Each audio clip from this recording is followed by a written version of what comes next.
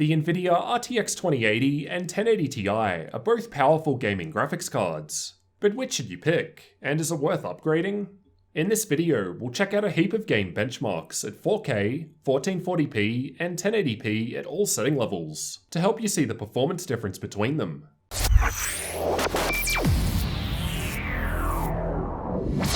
For the testing, I'm using the MSI 2080 Duke. Expect a full review on that in a future video.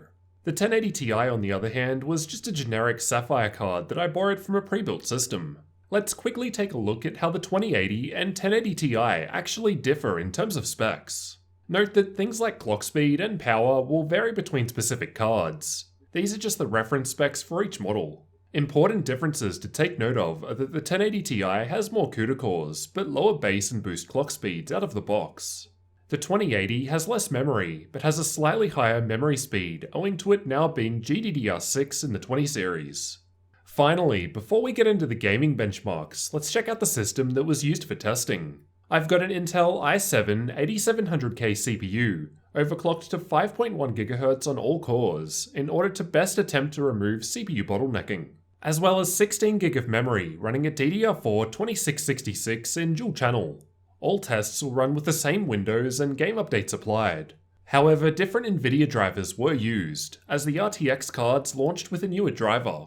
At the time of testing, however, these were the latest available for the 10 and 20 series cards respectively. With all of that in mind, let's check out the gaming results. Fortnite was tested with the same replay. At 1080p, we're getting excellent frame rates with either card, although the 2080 is coming out ahead at the higher setting levels, 3.8% better at epic settings on average. Moving up to 1440p, the frame rates drop down a bit at the higher levels, with the 2080 still ahead for the most part, giving us a little more 4.5% improvement at epic settings.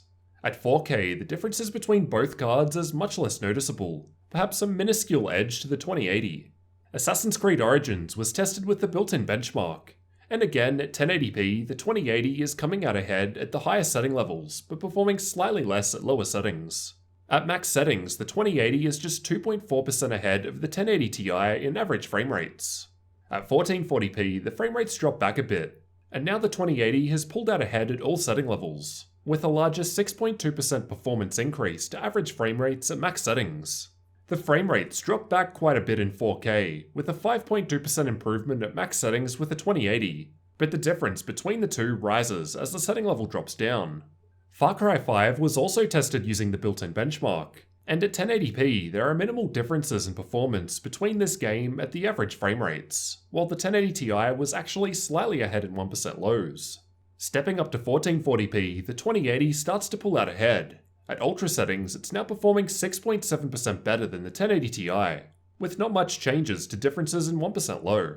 At 4K, the average frame rate's almost half, and at ultra settings, the 2080 is performing 7.9% better here. Ghost Recon was also tested with the built-in benchmark. At 1080p, the 2080 was giving me a 7.6% improvement over the 1080 Ti in average frame rates, and a 10% improvement to the 1% low. At 1440p, things drop a bit, but we're still seeing nice results with either card, but just a 5% performance improvement with the 2080 at ultra settings this time around. As this game is pretty resource intensive, it doesn't go too well at 4K at higher settings. There's not much difference between the two at all here, and the results are fairly equalized now. Overwatch was tested in the training area while running through the same route. At 1080p, the settings are insanely good, as expected. The game caps out at 300 FPS and can be averaged at most setting levels. At 1440p, we're still getting very high frame rates, even at epic settings. However, the 1080 Ti appears to be around 3% ahead of the 2080 here. Not too sure why that's the case in this game, but the same pattern was also seen in the 4K results, where the 2080 was just slightly behind. At epic settings, the 1080 Ti was now 7.3% better here in the average frame rates. CSGO saw similar results at 1080p, with the 2080 slightly behind the 1080 Ti. Going up to 1440p, the gaps close a little bit between the two cards, however the 1080 Ti is still ahead for the most part. This doesn't really change at 4K, the 1080 Ti is still slightly ahead, although the differences between the two at this resolution are much fewer. Rainbow Six Siege was tested with the built-in benchmark. We're getting crazy high frame rates regardless of setting level, however the 2080 was still clearly ahead here. performing about 10.4% better than the 1080 Ti at ultra settings. At 1440p, the frame rates are still quite high, again with the 2080 in front regardless of setting level. A larger 17.6% improvement to average frame rate was seen with the 2080 here. At 4K, the 2080 is still scoring around 19% better in average frame rates at ultra settings, although both cards are still able to give us above 100 FPS in this title. PUBG was tested using the replay feature. At 1080p, we're getting really high frame rates at all setting levels, with the 2080 performing around 4.6% better in the averages at ultra settings.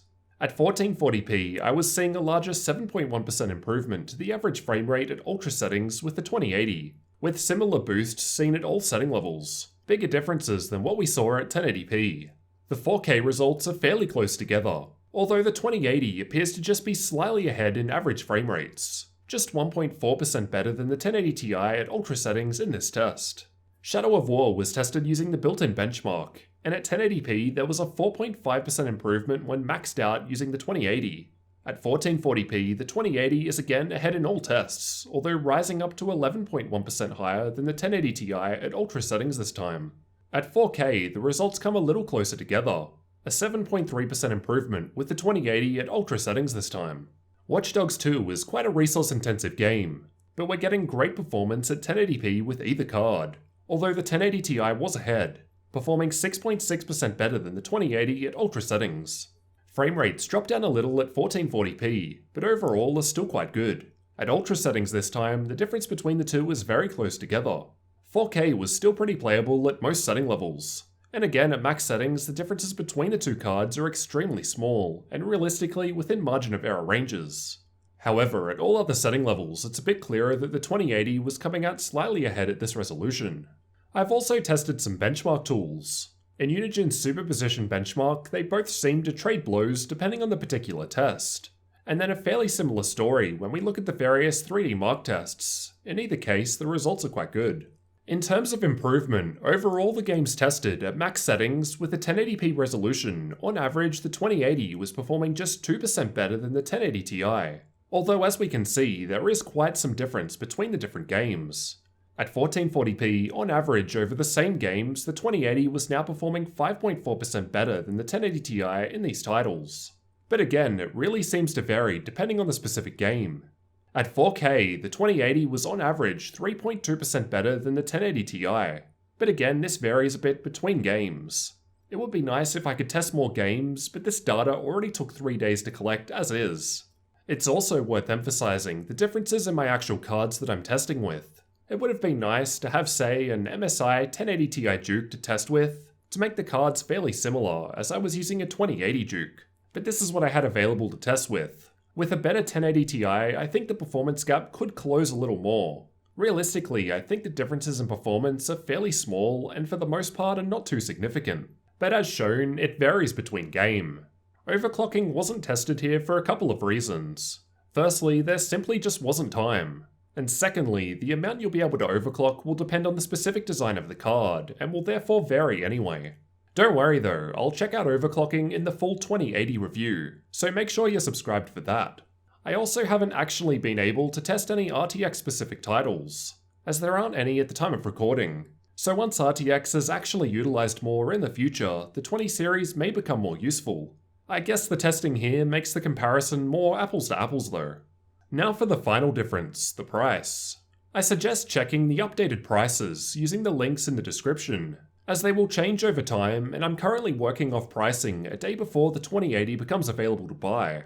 At the time of recording, MSI's 2080 Duke that I'm testing with goes for around $230 although the prices for a 2080 seem to range from $750 to $900.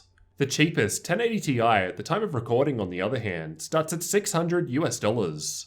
So overall, in general, the 1080 Ti does seem to be a bit cheaper currently, although it will of course vary quite a bit based on the specific model of card you're after.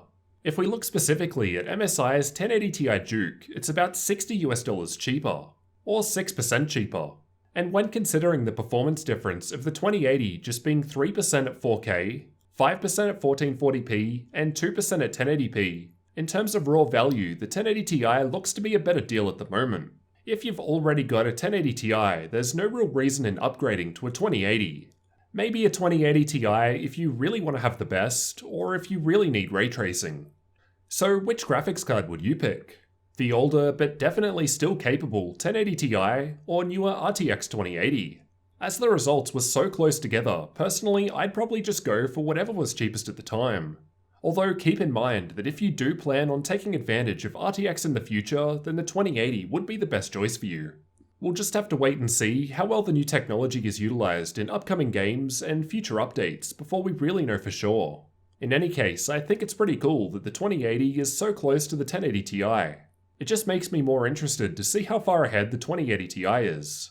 Let me know which card you'd pick down in the comments. And don't forget to subscribe for the 2080 review as well as future tech videos like this one.